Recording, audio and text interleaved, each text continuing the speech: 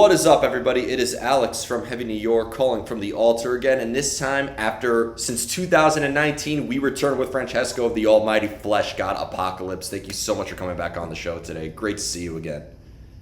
Thank you very much. Yeah. Always a pleasure. Yeah, it's been so long since we last spoke before COVID and lockdown. The last time I spoke to you, we were still talking about what the plans were for 2020. Little did we know I know. The world had different plans. Yeah, for us, yes. Yeah. Exactly. Life is unpredictable, bro. Yeah, I know. In general, the pandemic first, the accident later. No, it's but good, but bad and good news sometimes. So yeah, it's just up to us. It's everything. In a way, it's all about how we react to things that happen. So yeah. COVID and pandemic for the band was. Of course, it was a disaster, but for all the music industry. But in a way, we kind of had time to rebuild, and fix the stuff that wasn't working. So in a way, I can say that it also had some positive sides, business-wise, at least. Absolutely, and definitely flavor the inspiration. I think some of the art that we've been getting, whether it be in visual art, music, film, you name it, has been some of the best work we've ever gotten in a long freaking time. So maybe in the end, I think everything happens for a reason, right? Yeah. Yep. Yeah, hopefully, this is just the beginning of a new wave of creativity. I mean, things have changed, and probably the fact itself that we have to deal with a much more complex world in all sides, every side, on the human level, on the rights level, on the mobility level, logistics and everything. All this new smaller world have changed and are in a way creating a new kind of humanism, I would say, so it's it feels like we went through the middle age and things are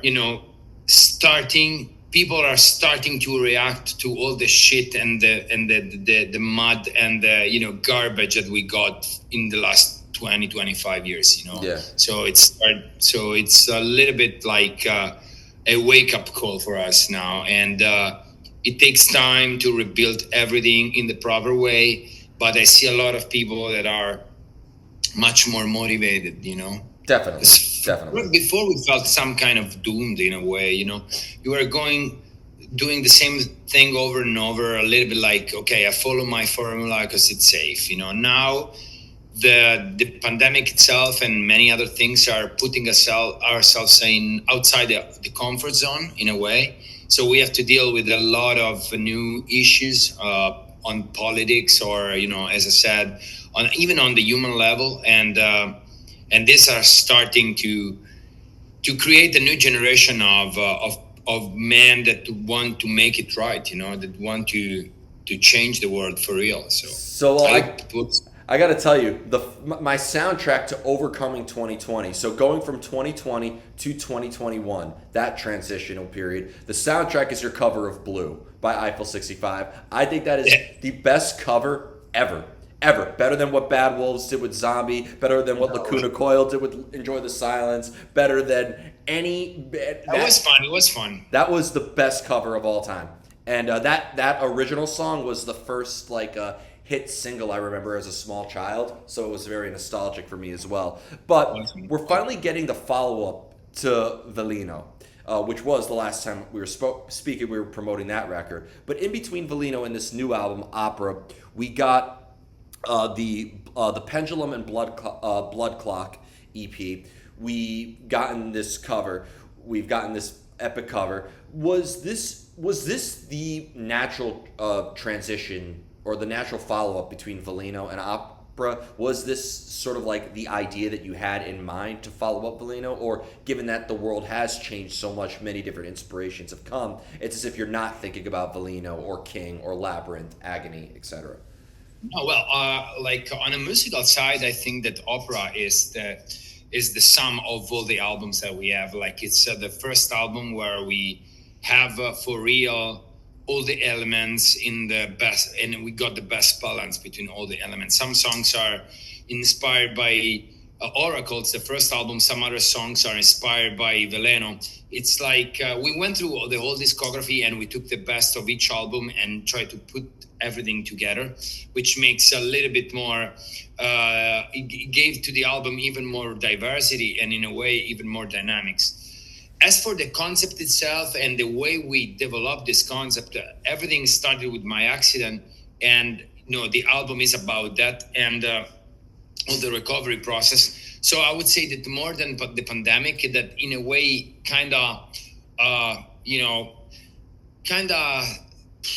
I would say that we had some kind of lack of inspiration during the pandemic itself, and we needed something very strong to talk about, and this story was the hardest thing. What happened, it was probably the hardest thing that happened in my life. So I thought that the story itself was strong enough to talk about it in an album, and make it having something to say for real for once, I would say that yes, musical wise, I say that for sure there is an evolution, but it's also some kind of self-inspiration throughout the whole career. And the No and Blue songs that we released basically were some kind of break. We just didn't want to lose contact with people, and especially in that time, all humanity was overstressed by the COVID thing, and we felt that we needed something light, something that in a moment was well done, was well thought, was still, not just random shit thrown there, but something that has a meaning, that has definitely style, but at the same time it was more easy to digest because many other things were tough to swallow in that moment. So we thought that thing was the right break, and then the accident itself slowed down the thing. So we took time to get to the new album. But now I think it's between Opera and Veleno, it's something like 5-6 years. It's 2019, 5 years and a half. So a lot. Well, I wanted to ask you too, because going back to the concept, last time we spoke, we went really deep into the conceptual meanings of Fleshgod Apocalypse, because I've always thought that Fleshgod Apocalypse is very much a performance. It's a theatrical experience in a way, where I do feel like that you and Veronica and everybody are portraying like characters or portraying alter egos. And when you take an album like Labyrinth and you have a track like Minotaur, very much inspired by mythology, but with Opera being very much taken from a lot of tragedy happening in the world, as well as your own personal experiences as well. Do you feel in a way more connected with this album because there was a lot of personal inspiration that has driven this album versus it's uncomparable to the previous stuff? Yeah. This is like it's not an album, it's a confession. And this is as I said, this is like the hardest thing that happened in my life, and I went through shit stuff, like especially like I lost people that I loved. I had a lot of things that didn't go in the right way in my life, but this one specifically was something that the real challenge for me, and yes, it's not comparable. Like the other album, I was like a watcher.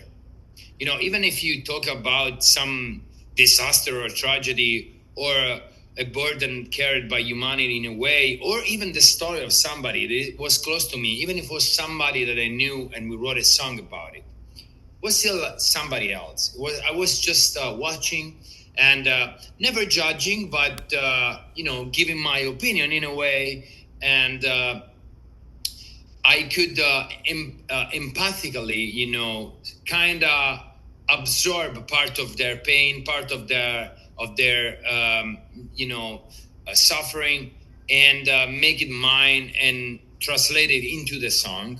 But one thing is that thing. One other thing is talking about your own tragedy. Like it's not comparable. This is the most important album of my life, and if I'm not gonna do another album talking about like in first person about my story, and I hope I will not, because it will mean that I will have another another very bad experience probably. This is gonna be and it's gonna stay as the most important album of my life, because as I said, it's I just put myself in there completely. So I could tell I that can. I could tell that this was a lot to overcome with the making of this album. And I wanted to ask you about that because I feel like when bands really thrive on concept albums, and I'm not saying it's a bad thing. I love concept albums. Like you take a band like Fear Factory that sings about artificial intelligence and technology taking over man. You take a band that's very conceptual driven, like Obscura, who you tour with, that sings about space and time and matter and the universe. But so there's a lot of observing, looking outward. But to quote the painter Henri Matisse, every painting is a self-portrait. You really had to look withinward and almost use this trauma and this agony, no pun intended, as a means of inspiration.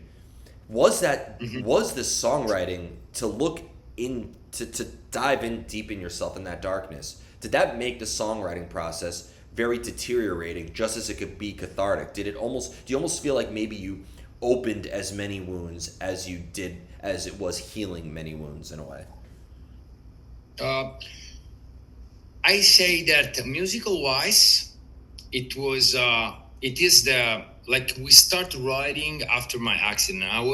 We wrote the music while I was bedridden. Like most of the stuff, most of the riffs or of the atmosphere, I couldn't even hold a guitar in my hands when we did it. So musical wise is the exact portrait of the first 6 months of my recovery. And it's probably darkest time in my life. As for the concept and the lyrics, there was a lot of back and forth. I mean, as you said, it was not easy. And I'm at first I knew I wanted to do it, but while I was writing it, I had many times the feeling that I shouldn't, because recalling everything, going through everything once again, in a way was creating some kind of instability, while my aim, especially psychologically, was to try to find a balance with this new dimension that I had. So accepting this new condition, and if you start going back over and over and thinking over and over, you never reach a real balance, and this created a lot of up and downs in my moods in those months. But after a while, I figured out that this was necessary. It was, as I said, it was some kind of cathartic. It was essential to share this pain, essential to have an encouraging word from the outside, from my friends, from my family, of course, and from my bandmates, because things were lining up in a way that was clear for everybody that it shouldn't be the same anymore, especially for me physically. The injuries, some of the stuff is fixed, but some it's not. It will never be. And things are not the same as before. And the only thing you can do is accepting it. And you need the help of somebody else to accept it. Absolutely. Because if they accept it, you can align and say, oh, well, maybe it's not that bad.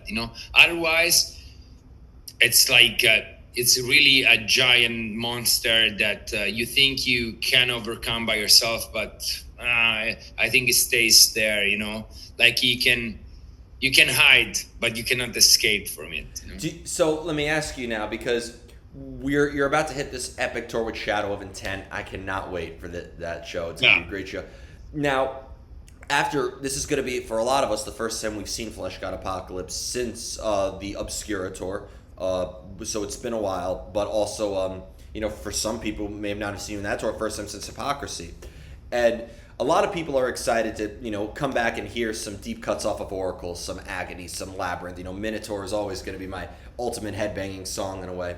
But you're going to also present stuff off of opera that's going to be a very personal spot. Do you feel like the theatrical elements that we see at a Fleshgod Apocalypse show are going to change depending on what song you're playing off of? If you play a King song, you have to... We're bringing the show to the next level.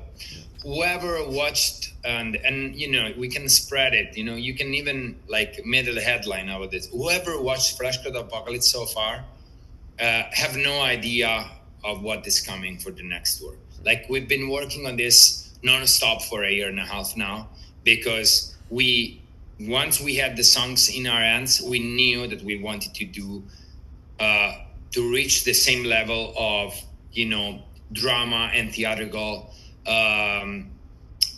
atmosphere in every show that we play. So this is the time we have, for the first time for real, the chance to present a true show of Fleshgod Apocalypse, because we're gonna play big clubs and we're gonna have big stages, and so we're gonna have a big production, and this show is gonna be totally different. So yes, we're gonna play old songs, classics, of course. We're gonna play songs from opera, but the overall experience is something that must it's the next level for us as well. So it's on every side: lighting, sounds, songs, performance, acting, everything. We try to put everything into that, and it's gonna be for real, going to opera for a night. Because when we had this the idea of creating this this album as an opera, and with all the dialogues and all the with this approach, which is mostly a theatrical approach throughout the whole album, we thought even the old songs, especially a few songs, are perfect for that. So it's gonna be the set list is gonna be it's gonna go from the beginning to the end of the catalog, of course, but we pick the songs that are more representative for this style of things. So I'm pretty sure that whoever will come will be nicely surprised by the new show that we built. I'm always nicely surprised by a Fleshgod Apocalypse show, because I've seen you. The first time I saw you guys was on the tour you did with Epica in 2016. I saw you. On these shows we played. Yeah. With the Hypocrisy, we kind of played. With Obscura, we had a little bit of production, so we played, but we had some production, some props and stuff. This is another thing. Yeah, I don't think I've seen you. I haven't seen you guys headline yet. So it's gonna be it's gonna be a huge thing for us. I can't wait. I cannot wait. I need to ask you this, because you led me perfectly into a question I want to ask you. It's a little debate I've had with artists, and that is the course of evolution. Obviously, life is unpredictable, as we talked about before. So all the circumstances of life have definitely inspired your evolution. Do you believe evolution as an artist, how we evolve? Is this something you have control over? Can you dictate how you evolve? Are you in charge of your own decision making that lets you evolve as an artist, or do you just have to let evolution happen naturally? Let the unexpected aspects of life kind of dictate how you evolve? It's both. You cannot, that's my point of view at least, you cannot control the way life and what happens in generally around you, or what happens to the people that surrounds you, and now you react to all these different scenarios that you have to deal with every day.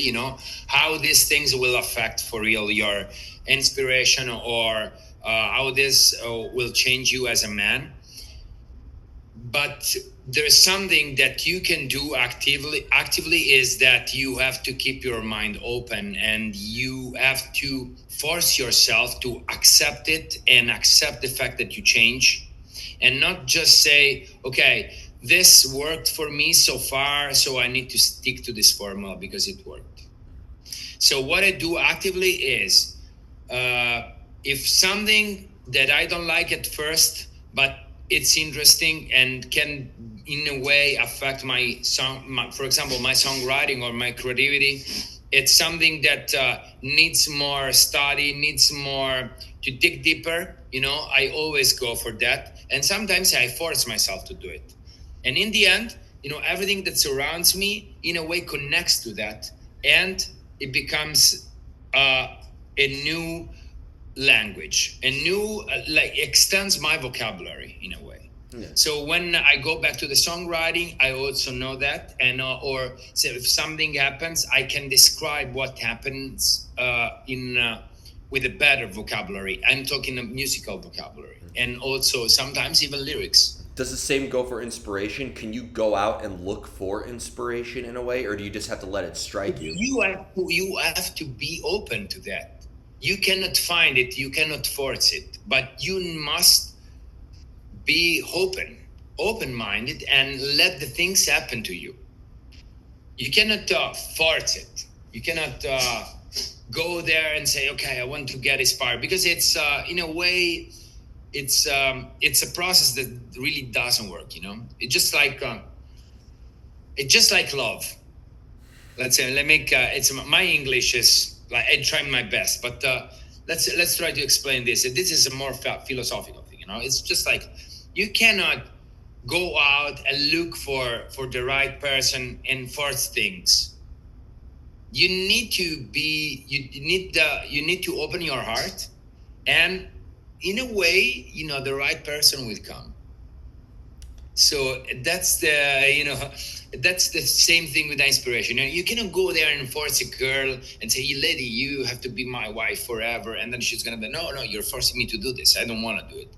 You have to be open enough, and in a way, probably open is the right word, to let things happen. And when they happen, like, you just become a better man. And in a way, you attract the right people. Yeah. And so you attract the right inspiration. It's like, it's weird. Sorry, man. And comparing it to love, to quote my favorite book, Veronica Decides to Die, just because it's a cliche doesn't mean it isn't true. So, I mean, you could compare anything to love. I mean, love affects everybody one way or another, whether you're in a metal band or you're in a reggae band. No. I mean, like, that is like, it's just like that, let the things happen to you. If you are always closed, always stick to your, convictions, and you never change your mind, you never look for something else, you never, you reject everything that is new, that is,